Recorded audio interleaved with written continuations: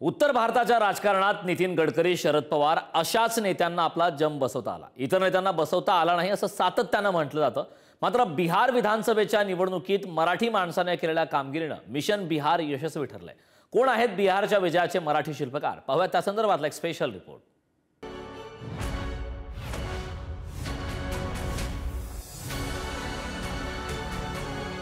बिहारमध्ये एनडीएनं 243 जागांपैकी तब्बल 202 जागांवर बाजी मारत महाराष्ट्राचा रेकॉर्ड ब्रेक केला. भाजपा, जेडीयू आणि एलजेपी युतीच्या या ऐतिहासिक विजयाचे शिल्पकार अनेक नेतेही ठरलेत. यात प्रकर्षानं नाव घेतलं जातं ते म्हणजे बिहारचे भाजप प्रभारी आणि राष्ट्रीय महासचिव विनोद तावडे यांचं.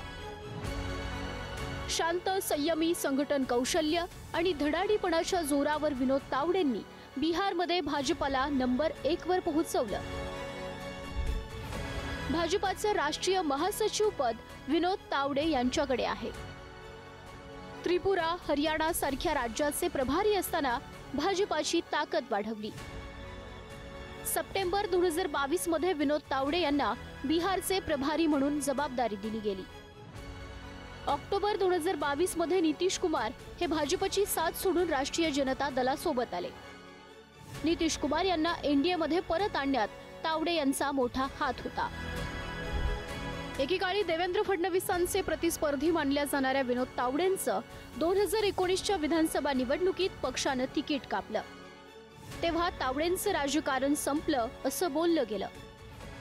जेव्हा पक्षात तावडेंचं तिकीट कापलं तेव्हा एकनाथ खडसे आणि पंकजा मुंडे यांचं पक्षात खच्चीकरण होत असल्याच्या बातम्या सातत्यानं येत होत्या. अशा वेळी पंकजा मुंडे आणि एकनाथ खडसे यांनी आक्रमक भूमिका घेतली. मात्र विनोद तावडे यांनी पक्षात शांत राहून क्रांती केली. कोणतीही टीका टिप्पणी न करता निस्वार्थी भावनेनं पक्षाची सेवा करत जोरदार पुनरागमन केलं. अनेक राज्यांच्या विधानसभा प्रभारी पदाची जबाबदारी पार पाडत असताना तावडेंनी पंतप्रधान नरेंद्र मोदी यांचा विश्वास संपादन केला. विनोद तावडेंनी 1985 ते 1995 या काळात अखिल भारतीय विद्यार्थी परिषदेचं काम केलं.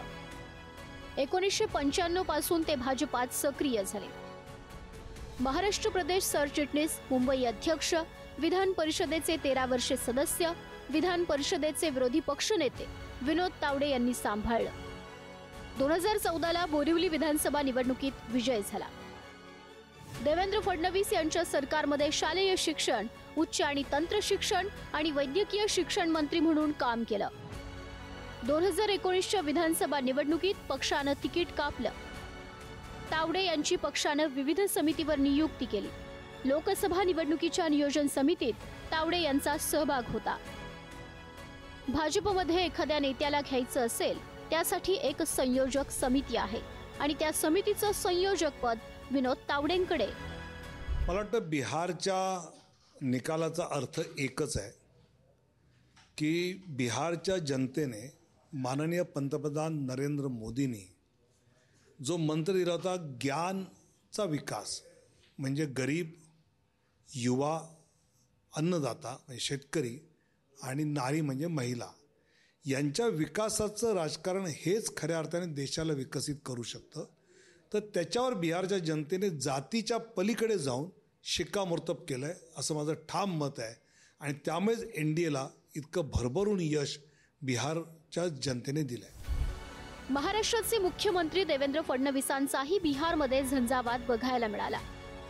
फडणवीसांनी बिहारमध्ये ज्या ठिकाणी सभा घेतल्या त्यातील बहुतांश ठिकाणी एनडीएचे उमेदवार विजयी झाले.